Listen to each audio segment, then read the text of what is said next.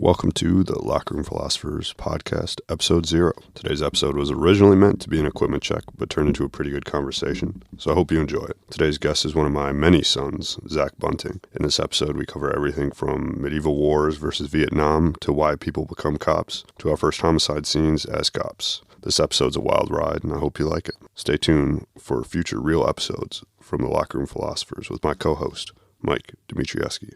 Enjoy. Wait, before we hit record, though, we got to come up with an intro. Oh, or we can leave it in. It's entertaining. Listen to Theo Von. That dude doesn't have a brain cell left, and he's fun as fuck to listen to. I wish we had a camera to show how you're sitting right now. Getting comfy, man. I've heard of it. Vietnam was fucked. Yeah, I was just reading the thing about what were they called? You're right. I had it translated to me. It was called the tunnel rat. Have you read about those? I heard about that in World War I and World War II as well. Just with the trench warfare and stuff, and they would have to do a lot of the digging. That was actually featured in Peaky Blinders, the British gang show. The main character, Tommy Shelby, he was one of those. I don't remember what they called them, but in the British Army in World War I. And he had some crazy PTSD from it because you're literally just crawling through these tunnels with a headlamp and your whole point. I want to say I read something about the life expectancy of a tunnel rat. Never read about the life expectancy of anything because you're a cop and your life expectancy is 58. If I didn't leave First City, I would have been able to retire at 39. But now that I'm in Royal Oak, I can retire at 49. Yeah, 49. This cannot be accurate, dude. The life expectancy for a tunnel rat is about 7 seconds. So as soon as you drop in that bitch, well, it says the life expectancy for a tunnel rat is about 7 seconds. But I was never injured while in the tunnel. A young Vietnamese showed me a life Vietnamese.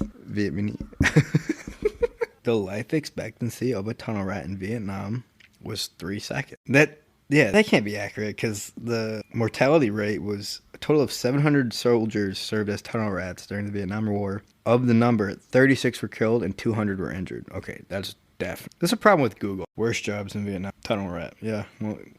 Well, I can tell you one thing. I wouldn't be crawling around in a tunnel. But officers probably didn't last long because, I don't know, I feel like you're guiding people what to do. Yeah, the real question is, would you rather be in warfare like it was in Vietnam or in the medieval ages where you're out here with a sword? Or it's like the Revolutionary War where you're lined up in the middle of a field with the boys and you got your musket out. Actually, rank them. I feel like this might be a hot take, but I think my favorable option that I'm taking, my top option that I would rather do, is probably Vietnam. I feel like that's a hot take. But also, I don't want to get stabbed in the stomach with a sword and I'm just sitting there bleeding out while there's a blade in me. That doesn't sound fun. I feel like that's probably the slowest way you're going to die. But also, Vietnam had napalm. Can you imagine getting hit by napalm? But also, think about this. You're getting just stabbed once or twice in the chest, and you're just. I'm going Revolutionary War as my preferred method. That's number 3. Dude, a smoothbore rifle just standing there in the middle of a field. Bro, you are.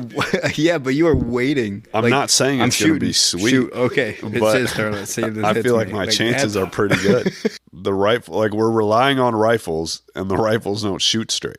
After the first volley, I feel like I'm intelligent enough to break the ranks a little bit. Maybe me and the boys are spreading out. We're going to get our guerrilla warfare on. That's the thing. You're not, though. We didn't learn guerrilla warfare until the French and Indian War. Fun fact. I didn't know this shows how dumb you are because the French and Indian War was before the Revolutionary War. Yes.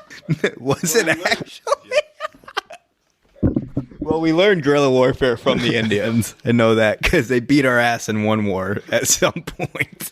I love how this guy went and tried to slap me around with a historical fact, and he was wrong. We're gonna Google this. It was before the Revolutionary War. French and Indian War. Let's see, 1757. Yeah, that's well before the Revolutionary War. Yeah, so we knew guerrilla warfare before we were lining up in a field, and we were like, you know what? Never mind.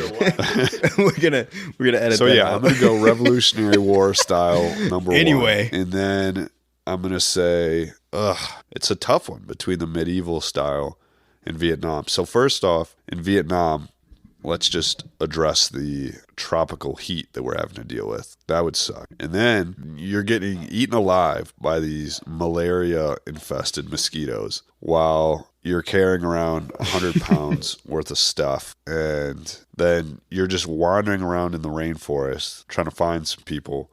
And then, I mean, from what I've heard and what I've read and listened to on these podcasts, it was like you're within 10 yards of these other guys and you're just dumping rounds through your, I mean, that would suck. But then also, if you think about the medieval stuff, you're out here getting your swordsmanship on one-on-one with this dude, and then his boy just comes up behind you and chops your head off. You know how much you'd have to be processing to survive, especially, you know, back then where people were dying from like headaches.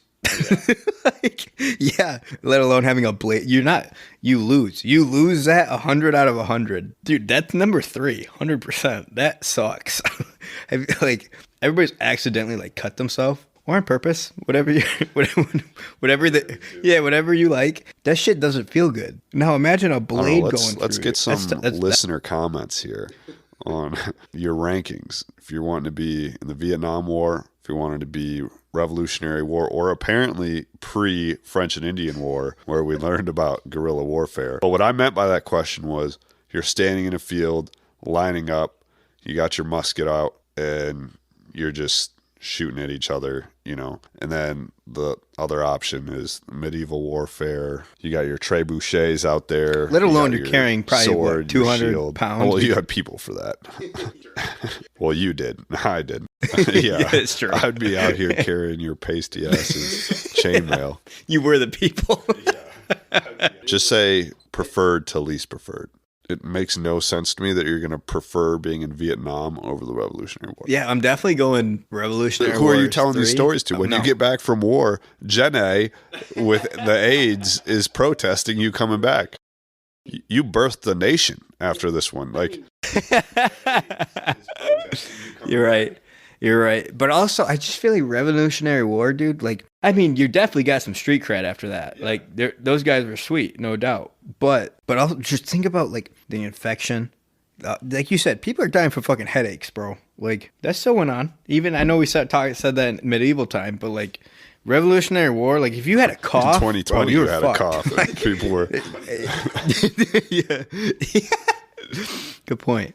But I just feel like Revolutionary War, like, that just would suck. And let alone, like, that musket they're shooting at you, that's like an ounce and a half lead ball. I'm not also, saying I guess I have to take into hit by it, but the likelihood of getting, like, the quote unquote snipers. Yeah, back then, their test getting into sniper school probably what's their hard. accuracy rate? No. Yeah. I guess it's probably like you had a rifle. Mortality rate too. Vietnam. Yeah, but also think about it too. Like, we're talking about how medieval would suck because you're getting stabbed. Motherfucker, like, Revolutionary War, you had what, like 2 shots? When you missed, they're like, fuck it, charge. And then you just had bayonets. That would suck. Yeah, those triangle ones too. You can't fix a triangle hole. I wonder if they figured that out yet. I don't want to comment on it to sound even more dumb. This is from my cousin who has EMS training. And he said you still can't stitch up coming to an inner city near you. I feel like, I mean, bunch of triangle wounds. As far as medical technology is advanced, you're telling me you can't stitch up a little triangle, but you can save somebody who just got shot in the neck. You can save that dude, but you can't save a dude who got stabbed in the leg with a triangle wound. If you just kind of had a Costco-sized load of tourniquets, like, how many people are you saving? Like, I wonder if something that simple. If you went back in time with tourniquets. Yeah. Imagine how different America. Like, maybe George Washington was never president because some dude that bled out would have been president. Imagine tourniquets could shape the history of the world. And they had belts back then, and they had sticks. Like, sticks were definitely around back then. I didn't think about it. From the guy who brought you the French and Indian War. No, but yeah, if you had a tourniquet and some gauze, you'd probably get some fat paychecks. Or even, like, you and one other dude could take over the world if you had today's rifles back during the Revolutionary War. Dude, you win that fight every time. Oh, yeah, obviously. Did you ever play Age of Empires? But the one where you would, like, make armies and stuff? There was this cheat code, and it would just be like a Dodge Viper with a machine gun on it. And So you would obviously not just get one. You would just. Yeah, if you had like just an AR-15, dude, you're taking down Rome, 100%. That. And how then, many like, people do you think you need to have with you? With how much ammo? A realistic answer, I'm thinking if you had a platoon-sized element, so you're talking 25 dudes with all AR-15s, and it's hard to put a number on ammo you would need though, because you're obviously going to continue to get challenged. I mean, that's just how history has worked. Even when Great Britain, the bee's knees, I mean, we were still like, fuck it. So, yeah, I mean, honestly, you could probably take over the world with 20 dudes and enough ammo to contain an army. I don't know how big the armies were back then, but also word would catch on that, a line of 100 dudes just got annihilated within an hour. So that word would spread throughout the other countries and armies. I bet you if you had 20 dudes and each dude had 1,000 rounds, I bet you could take over because all you had to do is take out a couple. You'd have to have some type of transportation. That is true. You could actually play that to your advantage too. If you had transportation like you do today, you could let's say you started in fucking Russia and then you took out that or China. I'd say you'd take, just the sheer number of the people would have to, but you'd have to have more than 1,000 rounds.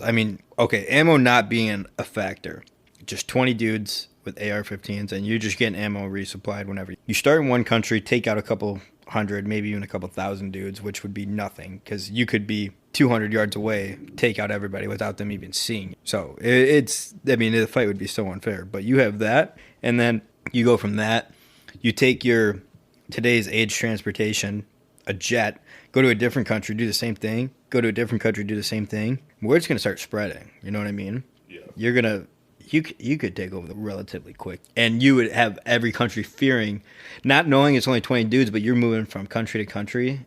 Over time, people are going to... Everything would come down to logistics. Your weapon's going to break down. Well, now we're getting... Yeah, especially... Well, you're not going country to country in a helicopter. So... Well, now we're going to the weeds. A modern rifle, though? I don't know. A modern rifle, if you just clean it and take care of it... I've seen a couple... I've seen a couple videos of rifles failing after a couple thousand rounds. So, yeah, it would come down to logistics, you're right. But in a perfect world where nothing breaks down, you don't lose anything, yeah, I bet you... They'd also never seen a helicopter and rifles. They would 100% understand, but they would understand, hey, all our boys are dying. Yeah, but I almost feel like they wouldn't. I don't think they would understand what's actually hitting them because they wouldn't even be able to see it, let alone hear it from 200 yards away. You're hearing a pop, but you can't really decipher what that is. Yeah. So exactly. So dudes are just dropping. I don't know if they would understand why they're dropping. Obviously, like you said, they're going to die and they don't know what's happening. What if this whole time? What if Elon Musk? If somebody were to do it, it'd probably be him. Dude, I think so he's been on Joe Rogan 3 times. The first one, did you see the first one with him? Super awkward. It's hard to watch. Second one was cool because he opens up, or maybe the first one was cool. Either way, one of them was super awkward, super hard to listen to because he just would not engage in conversation at all. No, that's when he was really, it was cool to listen to because he was just talking about everything he's done, the flamethrower thing I'm sure you saw where he's don't buy this flamethrower, but then he sold 20,000 of them or something. But that's when he smoked dope and he got a lot of backlash. Felt the need to buy Twitter because the people that were involved in it were just so censorship heavy and shutting down anything that was the opposition, and he didn't agree with that. So he went and bought it, which, that's pretty sweet that you've got the money and you are using it for that purpose, that's literally for the betterment of society. But it's interesting when rich people just go and do that, and then, the opposition is just completely... they don't see why, they painted him as the worst person ever when they were just being exposed. Yeah, and I also wonder, there's probably so much that goes on with those higher-ups that we don't, you're saying all these people are being censored or whatever. The conspiracy theory that the government is hiding stuff, whatever. I wonder how deep if there's any truth to people. That's true, yeah. I've seen a couple articles just being online about some... news outlets trashing Joe Rogan, saying, oh, he's not a politician. You don't go to Joe Rogan for political advice. Even though Joe Rogan will constantly say, I'm not a politician. He just says, this is just what I think. I think this is right. I think this is wrong. And then these news outlets will trash him about it. This dude is clearly saying He's not an expert. This is just what he thinks, and you guys are taking this. When, he had COVID or whatever, and then he took ivermectin, and they were all shitting on him about that. And then he had that Instagram video where he was talking about, like, look, I'm perfectly fine. Yeah. And they edited it to make his skin look like gray. Yeah. I was like, what is going on? Like, this is why nobody trusts you. Yeah. Yeah, I couldn't tell you last time I went to the news to get news. Like, it's just so divided between political parties that print anything. That's why I never look at the news. Oh, no, you can't. No, fuck no. You watch a video that they edited from 20 minutes down to 10 seconds where the cop punches somebody in the face. It's like, okay, obviously the people who want to believe everything they see, they're just so quick to be like, oh, fuck the police, this is terrible, he's racist, he's this, that, the third. Well, yeah, like that one video recently where that dude who just got out for the, wrongful conviction and for the armed robbery thing, and then that deputy kills him. Ben Crump or whatever was talking about, oh, the system did him wrong again, blah, blah, blah. And I mean, Ben Crump's a very well-known race baiter, but he neglected to show the video where the dude's clearly trying to gouge the cop's eyes out. Like, yeah, I mean, anybody's going to smoke you if they've got a gun and you're trying to gouge their eyes out, no matter who it is, like a cop or not. Why did you get into policing? I know obviously your dad and your uncle are cops, and that probably influenced you, but walk me through that. Well, that does play a factor, but I think what interested me originally was their camaraderie when they talked to each other. I really liked that because they had stories together, which was cool to me. And I had never experienced that before. Obviously, growing up with like your buddies and stuff, like, oh, you have stories, doing whatever. But that really interested me when they're like, yeah, this dude was running away, blah, blah, blah. And almost as if they had purpose and you knew they had purpose, which I thought was cool. But when I actually made the decision, where I was like, yeah, I'm actually going to send it and do it. I was working a really shitty job at FCA, which is Fiat Chrysler. And all I was doing was cleaning windows and moving cars. I was a car porter. And it was the same thing every single day. I knew exactly what I was doing at exactly what time every single day. And that drove me fucking nuts because you just knew exactly what you were doing. It made the days go by super slow. And I remember thinking, I was on my lunch break. I remember like it was yesterday. I know exactly where I was at. I was driving to go get lunch. And I remember thinking, like, every job is like that. Every job, if you work a desk, you know exactly what you're doing, when you're doing it, and how you're going to do it. And I was like, that sounds miserable. And it was always in the back of my mind, be a cop. My dad is a cop. My uncle's a cop. They loved it. And so I was like, fuck it. I'll actually start looking into it. And that day I looked it up, how old you had to be a cop in Michigan. I was 18 at the time. And I looked it up, how old you had to be a cop, blah, blah, blah. And all of it was saying 21. I was like, fuck, dude, I got to wait 3 more years to become a cop. I'm like, this sucks. I'm going to kill myself before then. And then Detroit came up and it said 18 years old. And I was like, that doesn't seem right. So I called Detroit while I was on my lunch break, sitting in the parking lot eating my food. And I called their recruiting line and they said, yeah, we hire 18-year-olds. And I was like, oh, okay. How do I get an application? She's like, all right, what's your email? She sent me an email. I filled it out, and I was in the academy 26 days later. All right, well. And they didn't do a very thorough job. No, they didn't. I don't know why the fuck they hired me. Crazy. So why'd you pick there? Just because they would take you at the youngest? Yeah, because I was 18. That was the only place they had the lowest standards. They had the lowest standards. That's the only reason why I went there, because nobody else would hire me, or even let alone go to the academy, because you'd be 21. Detroit took 18-year-olds. I just got out of boot camp. I worked for FCA for 4 months, and I remember thinking, this is terrible. This is how every job is. And so I was like, that job seems interesting, or any like first responder type of work, because every day was different from what I had read and known. So I was like, yeah, I'll go to Detroit because they'll hire me, and let alone they paid me through the academy too, which was nice too. I didn't have to pay for it. So that ultimately was the reason. I had different plans before I started FCA, going back to school and doing that aspect. I just want to do something different every day. I mean, that was the same thing. You had a completely different change career. You were doing a logistics company, doing well, making well. Decided to work for Richmond Police. I mean, you probably had a similar thought process behind that. I'd imagine you want to do something exciting. That was a big part of it. So I went to college. I shouldn't have gone to college in the first place, but I went to college. When I went in, my plan was to study exercise science and become a strength coach. That was like my whole plan all through high school. And, I went to Saline, and in high school we had, pretty good, like we had a wide variety of classes we could take. And I took the human physiology, the exercise phys, anatomy classes. Like I did everything to kind of prepare myself for that exercise science track. And I liked those classes, but I didn't like the chemistry. I didn't like the other kind of science. And then when I got to college and, I looked at the classes I would need to take, I took a couple like my first semester, and, I realized, hey, I don't want to be taking these classes for the next 4 years. Like I don't see why I need to learn all this dumb stuff just to be a strength coach. And then classic Carlos fashion, I was like impatient and just wanted to get to where I wanted to get to. And so I was like, no, I'm going to switch my major. I don't need to do this. And then I had been working at a country club for like 5 years at that point. And through talking with those really rich dudes, I, kind of was asking them for some guidance as to what I should do and whatnot. And then logistics sounded like it was a decent route. And it sounded like where the industry and everything were going, like that was going to be a growing thing. People were looking to cut a lot of costs and stuff through their transportation. So I studied that, and I knew I wasn't going to like it, but it was just a matter of, it wasn't easy, or it wasn't hard. It was very easy. Yeah, it paid, and I kind of just gave up on that I want to be a strength coach thing. And I don't really know why. Well, actually, no, I do. Why? One thing was just kind of, I gave into the stigma of, oh, you're just going to be like a personal trainer at a gym somewhere.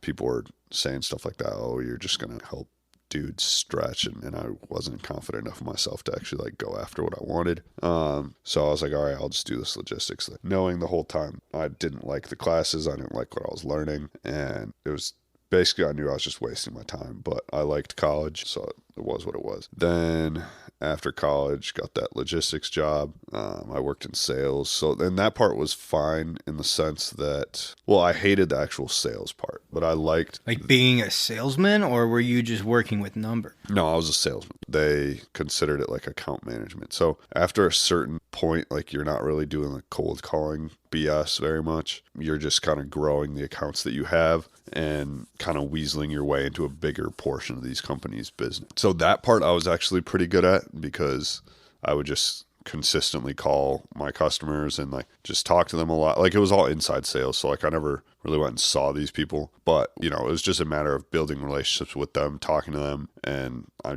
tended to be pretty decent at that. So, I liked that part of the business, but in terms of like some people in that industry, it's like their whole life. Like they love logistics. They love, figuring out the market and doing all this stuff. I was actually pretty decent at like the market analysis and all that stuff. Like I actually led training like nationwide on that stuff. It was just not for me. Like I didn't care. It was just, I happened good at it. So then like 2.5 years into doing that, well, I guess more at like the 2-year mark, I started kind of thinking, hey, what else should I be doing? And then I talked to my buddy. He worked for Orlando, Florida PD. He still works for them. He loved it. He said every day was different, blah, blah, blah. The normal cop stuff. Basically, he never told me like the cliche stuff that like the public always thinks like, oh, you're going to chase bad guys and drive really fast. He was real shoot about guns. It. He was like, every day is different. I don't know what I'm going to get into. Like some days are slow, whatever. Like he gave me the real scoop. Yeah. And I was like, all right, that sounds cool. Basically my job right now, it's like you said, I know every day what it's going to be, and I don't want that. So I started kind of looking into it. And then at that time, that was after the Larry Nassar stuff. But around then I found out that 2 girls I went to high school with testified against him, saw that they were testifying against him. So that kind of hit close home, And then this girl that I was friends with in college, I found out that she was testifying against her dad. He had raped her from when she was 13 to 23. And he got convicted. And I was like, oh man, like this is somebody I actually like knew pretty decently. Like we weren't great friends, but like we were definitely friends. She got raped by her dad, like that's crazy. You don't think about that kind of thing happening to people So then it was like, all right, let me figure out basically what can I do? Because sitting here slinging freight isn't making a difference. I started looking into stuff. And then at that point was actually the FBI had this big like operation or whatever, and they arrested, I don't know, a couple hundred pedophiles, and then they freed like 500 something girls, like little girls. And so I was like, man, that's really cool. That I think that'd be pretty fulfilling. So I actually applied with them, and then I applied with Richmond at the same time. And then I actually got farther into the FBI process than I thought. So I guess they must have been pretty desperate. But because I literally had their minimum requirements. It was like 2 years of professional experience and a degree. And I had like 2 years and a month of professional experience that was completely, like, it was logistics. It was completely unrelated. And I had a degree, and it wasn't in accounting or law or anything like they prefer. So didn't get that job. So then I started with the Richmond Police in March of 2020, which obviously was bad timing. Like I left my job, and then like the next week was when everybody started working from home. And then, a couple months later was when the George Floyd stuff happened, and then Richmond, was the capital of the Confederacy, so there's a lot of Confederate stuff, Confederate monuments and whatnot that the people tended not to like, and so there was a whole bunch of rioting and whatnot, and so that was an interesting time. But in Richmond, I definitely got what I wanted in terms of every day was completely different. I'm going to interrupt you. Why did you choose Richmond of all places you could have? Because you could easily, and everybody knows this, especially when they're looking for a police job, you can choose a suburb, get paid good, and have a good, or you can choose the inner cities, i.e. Richmond, get the action that every cop wants, all the stories you're going to have for the rest of your life. I mean, I lived in Richmond at the time. I lived there. I had been there for like 2 years at that point. And it was kind of me being like one of those idealistic noob cops. I want to be at the place where I can make the difference. That is a common thing, too. I remember thinking when I was applying for Detroit, I'm going to make a difference. And then you are sadly and hardly hit with reality. Because Richmond, it wasn't a live-in academy, but it was paramilitary, all the screaming and whatever. Yeah. And we had these quote unquote evolutions, and it was like basically like a hell day was there was 3 phases. And at the beginning of each phase, you'd have like this day where you just like, and that was besides like the normal hazing and stuff, which that stuff wasn't a huge deal to me. Like I was in very good shape in the academy because I thought it was going to be harder, honestly. So, yeah. Sorry to instructors McTurnan, Langston, Warren. Actually, 2 of them are sergeants now. But yeah, so during those days, the actual officers that weren't your instructors would be there, and they would be screaming at you or whatever. And they would always be like, well, why do you want to be here? And this stupid answer, like people would always say, oh, well, I want to help people. It's like that was never my answer. My answer was I just want to lock bad people up. Like I'm not here to help anybody through the like cheesy way that people think. I want to help people through locking up shithead. And then you quickly realize once you get on the street that none of that matters, and prosecutors aren't there to do the same thing you're there. And so I guess the answer to your question of why I chose Richmond, in reality, I kind of wish I had gone to Chesterfield County first. That's probably the best department in Virginia, and from what I've seen in Michigan, I would say it's the best department. It's the best department I've seen, Chesterfield County, Virginia. And they've probably got the best chief that's not Sheriff Grady Judd. Chief Jeff Katz out there in Chesterfield County, Virginia is killing it. He's unapologetically pro-law enforcement and anti-crime. They actually just had 197, there was this article released, they had 197 pursuits last year, and their pursuits are going up by like 300% a year, whereas every other jurisdiction around there, their pursuits are dropping.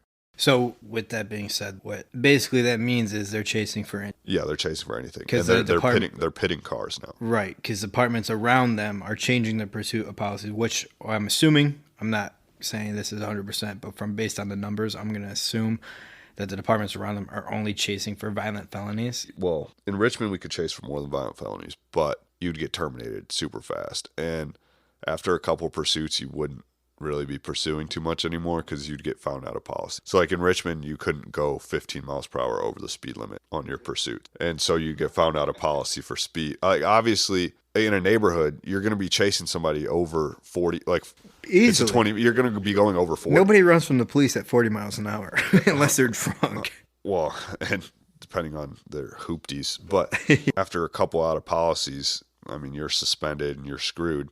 Yeah. So, which luckily that was never my situation. I was fortunate, we'll say, and I knew I knew my policy. If I would do it over again, I'd have gone to Chesterfield, and I probably would still be in Virginia, honestly. Really? Even knowing what you know now? Yeah, I would probably still be in Virginia because I would know what I know now. I would have just learned the Chesterfield way. That's true. Okay, let's ask you this though. If let's say you never came back to Michigan, knowing what you knew in Virginia, gone to Chesterfield? I would have stayed in Chesterfield. If I had just started in Chesterfield, I probably would just still be in Chesterfield. Really? I'd be almost 4 years in.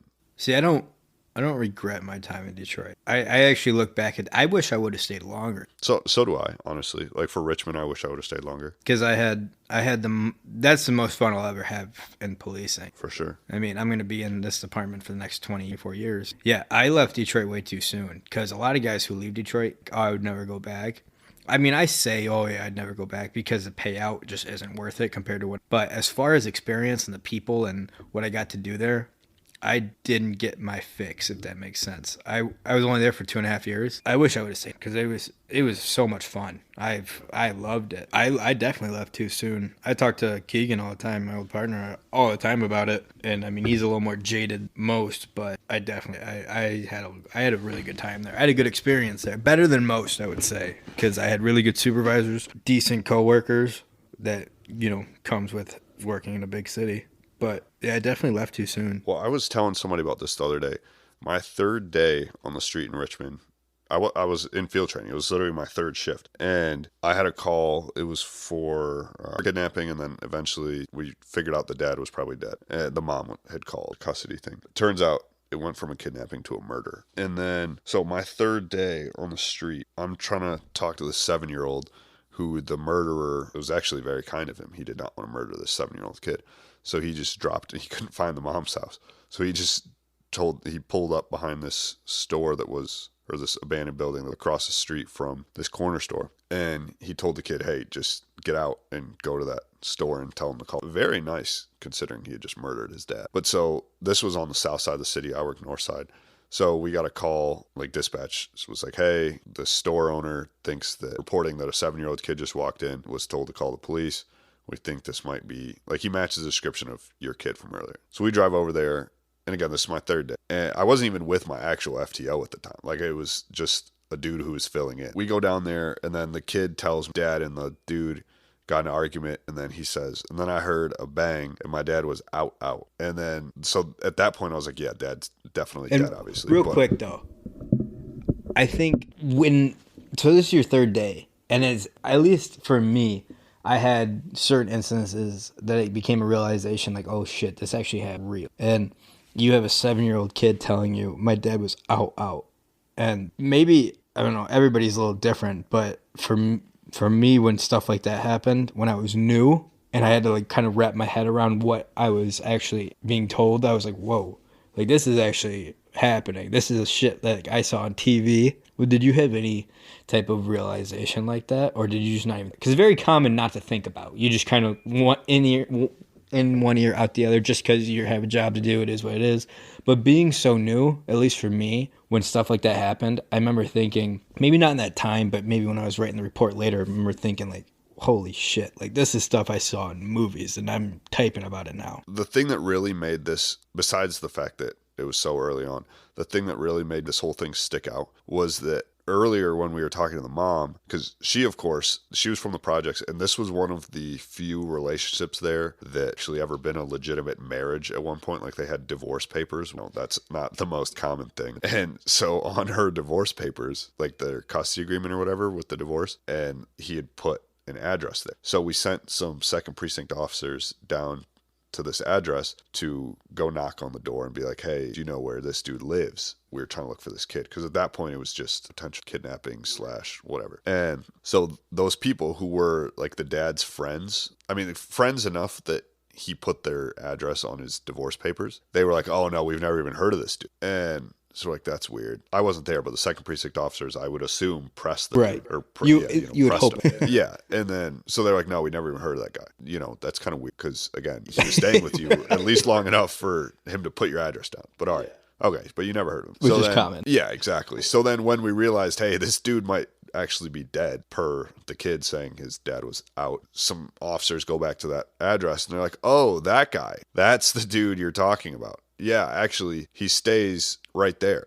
And this was a shitty apartment complex, of course. They lived on like a first floor apartment, and then there was a parking lot, and then they pointed at a first floor residence directly across the parking lot, like with a sliding, like they could see the sliding living room door of the apartment. And they're like, yeah, he lives there. So we go over there. Dad's folded up in the bathtub. He's dead. That's when I realized, like, okay, that then the apartment was completely cleaned out. Like, he had a TV that had been mounted on the wall. That was gone. Just the brackets were there. The mattress was gone. Like, everything was gone from this dude's apartment. And he'd clearly been killed in the bedroom and then dragged. How was he killed? A gunshot. And he had been dragged from the bedroom to the bathroom, and then kind of, he was not the biggest guy, but he was folded up in the bathtub. And then they took their time cleaning out his apartment. Well, they weren't the ones that killed him. They went over there. So what I was told later was that, the dude who killed him, and then, drove the kid around and then dropped him off at the store. And then when the officers went over to ask these friends, like, hey, where does this dude live? They went, after the officers left, they went and checked on him,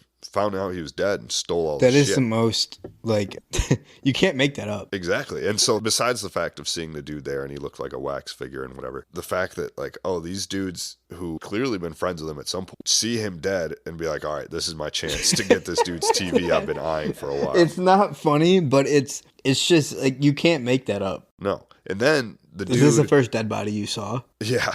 That was definitely the first homicide. Yeah. I might have seen. I was going to say the naturals it is what it is, but the first homicide, at least my first homicide, was like, whoa. All right, this is actually like a thing. Yeah, like seeing the drag marks from the bed. And it was funny because, not funny, but he had been, like, the bedroom was carpeted, but then the bathroom was like kind of that crappy linoleum or whatever. Dude who dragged him in there had cleaned up like the blood, like the blood was clearly smeared on the bathroom floor from an attempt at cleaning it up.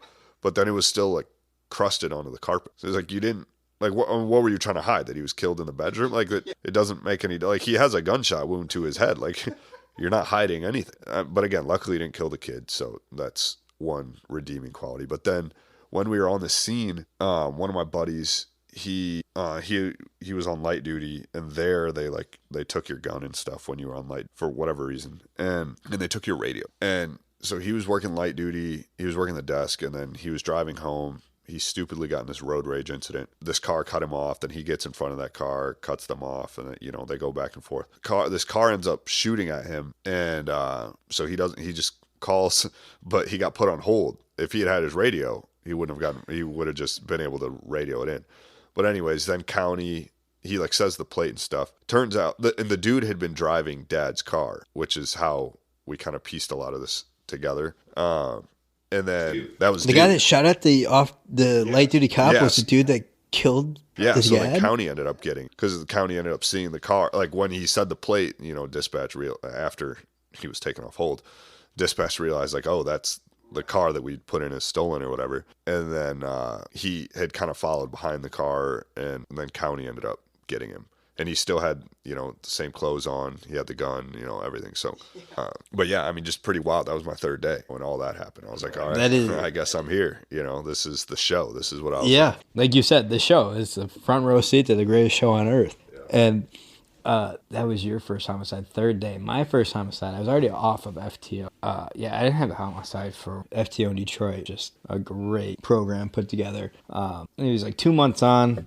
And I ended up partnering up with some guy who had a couple years. And we get called to the projects. It was called the Digs, which was on the west side of my precinct. And we get called to basically, I don't remember the exact code we labeled it as, but it was basically an unknown problem for a vehicle running in the parking lot of the project. And as we got there, the EMS was already there, and he walks up to us as we get out of the car. He goes, yeah, they're both dead. And we thought he was kidding, because we were like, we're here for a car running, bro. Like, we're not here for anything else. He goes, yeah, the Durango right there. We're like, yeah.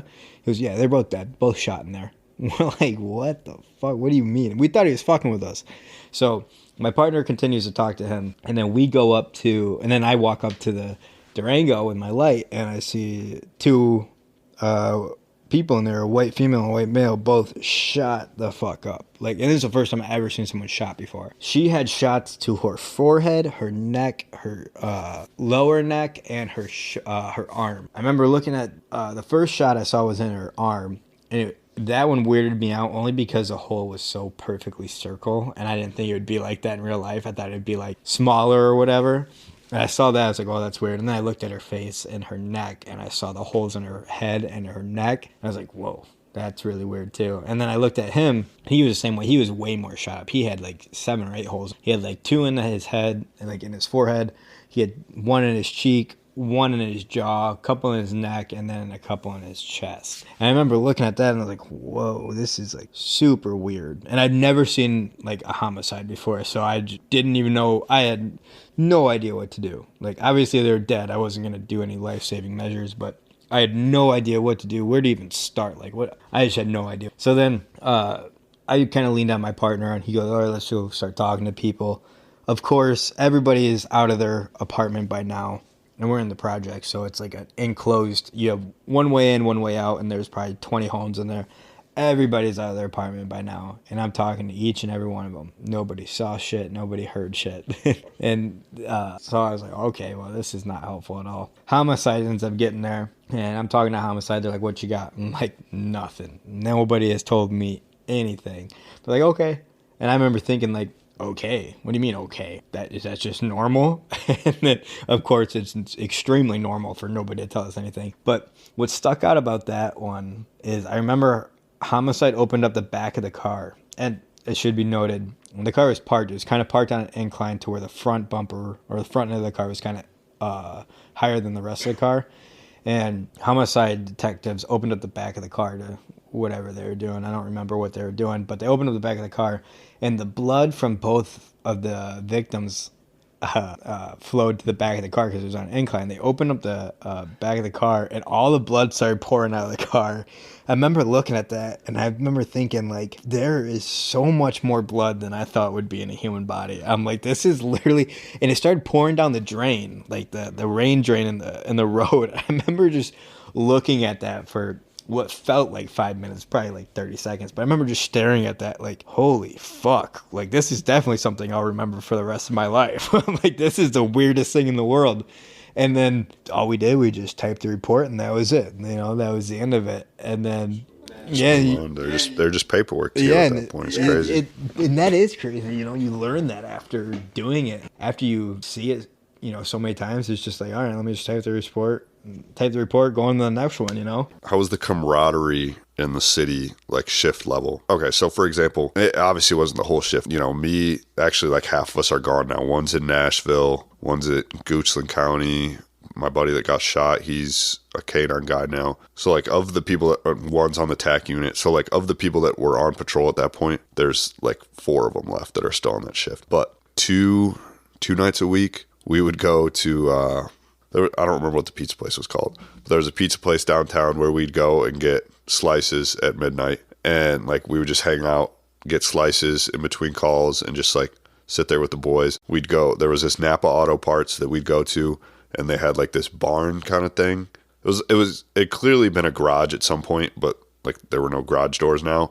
But it had a roof over it, which was the key, so we could get out in the rain. And then, like 4 of us would jump into one person's car, and on the MDTs there, you could watch Netflix. 5 of us pile into a car and watch New Girl. And, like, just in between calls, like, just hanging out, because it'd be like, all right, we each got our rest for the night. We're not trying to go do any stops right now. Like, we get off in 2-3 hours. Yeah. Like, let's just hang out, you know? And so that was awesome. If any of the boys end up listening to this, like, you all know about Napa. We'd either be on the talk around and somebody'd say Napa, or it'd be in the group chat. Let's hit the Napa. And boom, we're all there. And it was just so cool, because we were actually, on Sundays for a while, we, like, during football season, we would go into the precinct and watch football. But then the lieutenant got mad or whatever, so he kicked us out. And so then it would just be at the Napa, which was literally like 2 blocks away from the precinct. And he could see on the MDT, like, there's GPS, like, he could 100% see where we were all doing the same thing, just a couple blocks away, but we weren't in his precinct, so it was fine. But it was just cool. Like, that was what we did. And then, you know, when we were all trying to get it, we would go, we had a couple little honey holes that we'd sit at. One of them, the boys know, First and Charity, Gilpin Court. We'd sit there on this stop sign, and there was this church there, and we'd all sit there. We'd have 6 cars. We'd sit there. Somebody, what we call the work of art, a Nissan Altima, tinted, 4 occupants, would blow this stop sign. We'd all pile out. A lot of times we'd have to rotate the wagon.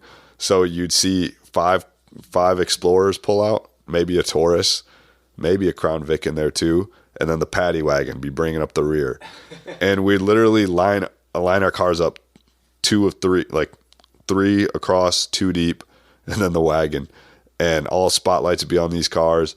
These just 4 doing God's work. Yeah, just doing the Lord's work. And then, you know, if the car turned out to be bust, then, you know, you see the Infinity roll by, back 3 cars pull out, and we get that car. And then, like, it was literally like leapfrogging, and it was sick. And like the shift just got so tight. Like we worked 12, so on our days off we'd hang out. Like my apartment complex had a pool, so the boys would come over, we'd grill and, you know, hang out, and it was just sweet. And you know, I'd never been that tight with people. The bond is definitely different. The bond's 100% different. Now, as far as my shifts in my precinct, we were tight on shift.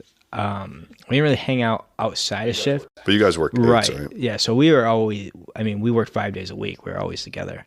So as far as work, hanging out when we were off, that didn't happen too much. Only because everybody was so far off from living with each other. You know, me and my partner and other partners hung out and did their thing.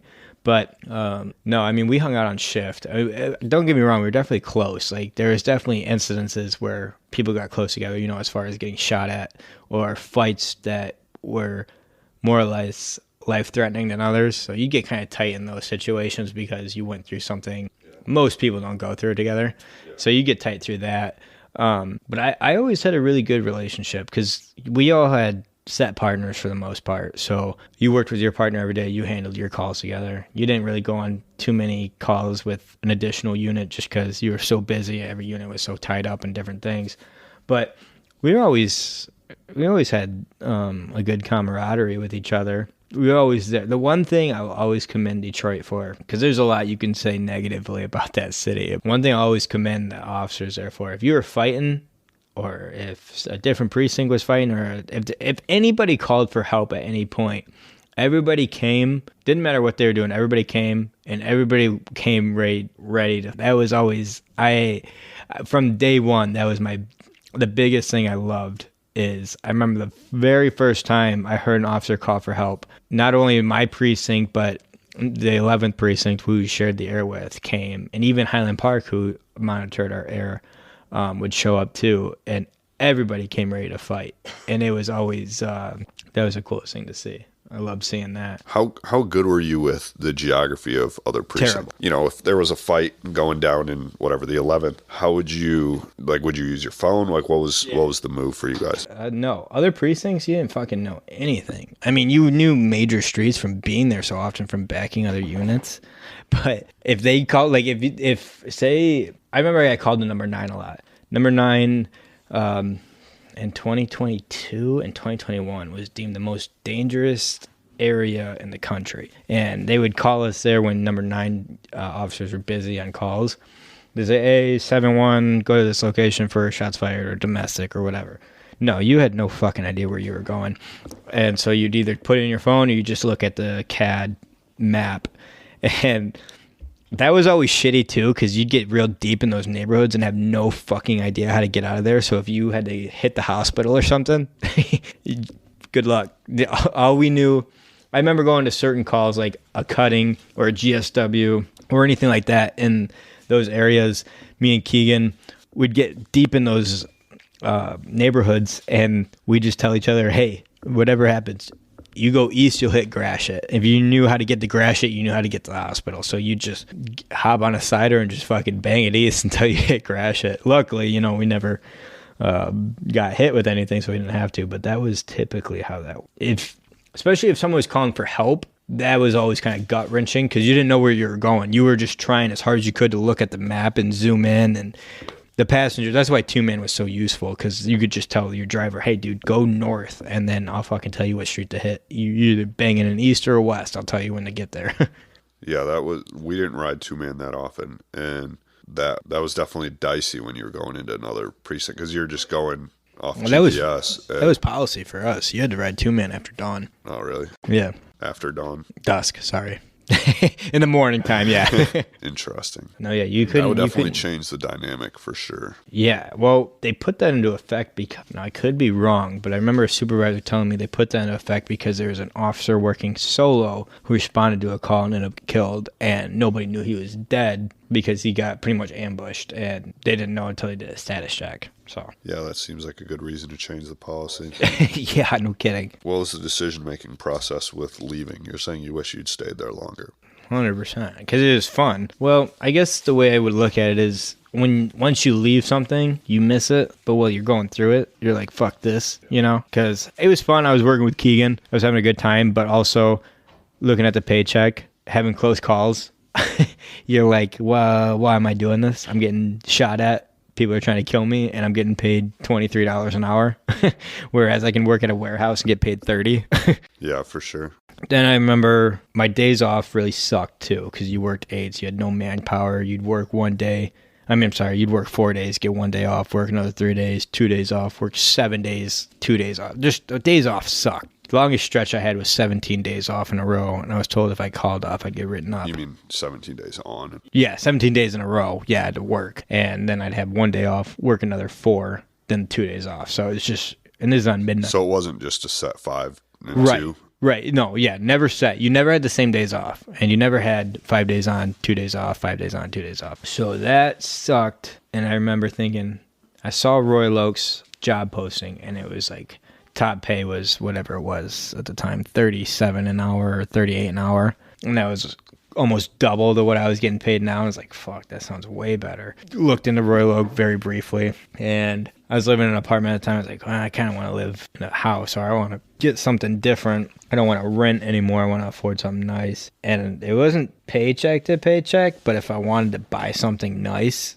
then it was considered paycheck to paycheck. Like, if I wanted to buy a new TV or something, anything, I wouldn't say of luxury by any means, but something nice in the hundreds, it was paycheck to paycheck at that point. And then I started weighing the pros and the cons of Detroit. It was fun. I liked my partner. I liked my supervisors. The cons was constantly going to bullshit, constantly getting involved with stuff, and just the risk, the level of danger you were dealing with every day. So then I was like, okay, yeah, I'm over this. I'm ready to actually find the place where I can spend a career, make good money, be around, a decent city all the time. Because that was a big portion for me too. I remember looking at my precinct thinking, do I really want to be on this quote unquote gray my entire career? Do I want to have this cloud of gray and rain around me the entire time? Because I felt like that's interesting. I haven't heard anybody verbalize that. Because it was just you're constantly looking at a shitty city. You could go to downtown services. You could have, but to me that wasn't fun. And now looking back at it now, because my partner did it, and he was just making a killing in overtime. But it was never rainbows and butterflies. It was always a cloudy day. It was always raining, not physically, but figuratively. It was always raining.